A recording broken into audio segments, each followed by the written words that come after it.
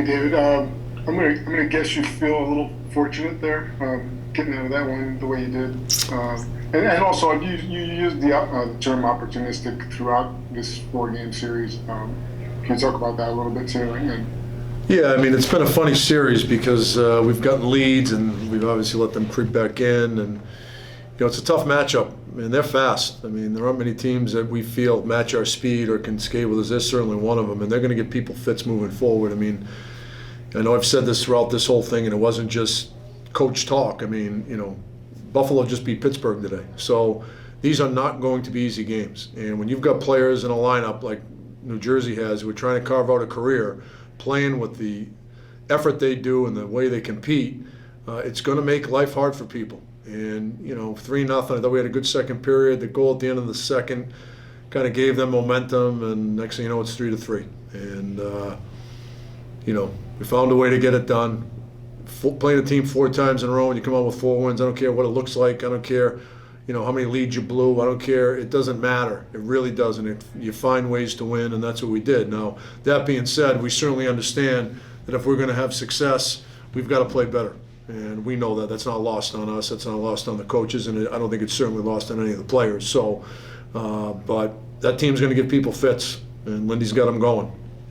You didn't get much from the Heat line in the 4 games. I'm wondering if you thought there was a common thread to that.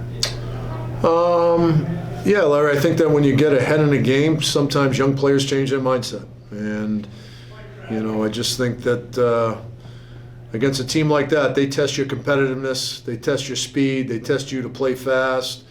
And I thought they were a little bit inconsistent in all those areas because, all of a sudden you're out there and you take you take your foot off the pedal against that team, you're going to get exposed and spend some time in your own end. And I thought that's what happened to them.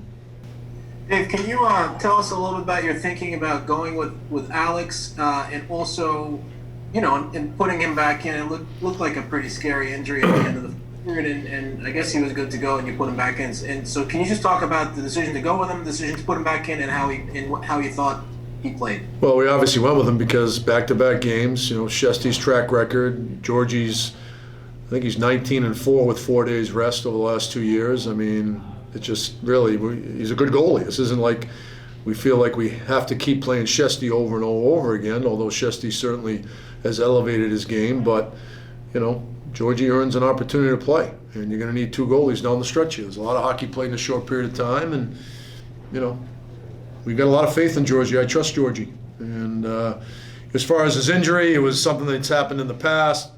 Towards the end of the period, it happened, and by the time we got into the locker room, he said, "I'm fine. I'm ready to get back in." And he was, there wasn't a lot of discussion about it with the training staff. They were fine with it too.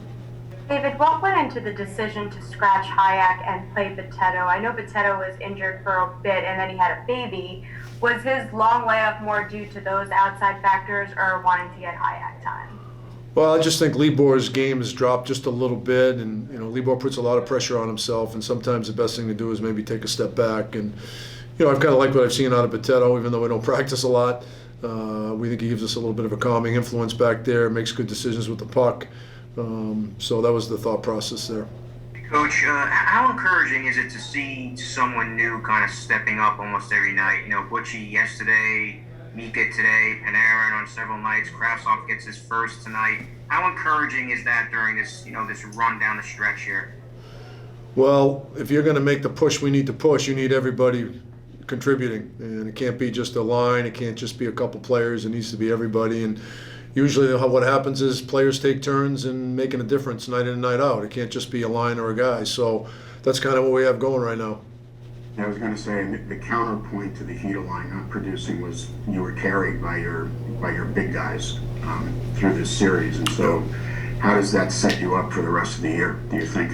Yeah, well, listen, this, Larry, as well as anyone. I mean, you're not going anywhere without your top players pulling their weight. And ideally, we'd like to have them pulling their weight and our young guys playing the way they did maybe in the Islander series. So, we're hoping we can get all of that happening during this last, I think we got 12 or 11 left. And if that happens, we're going to give ourselves a chance. So, rarely have we had it all kind of clicking, and hopefully that'll happen starting Tuesday.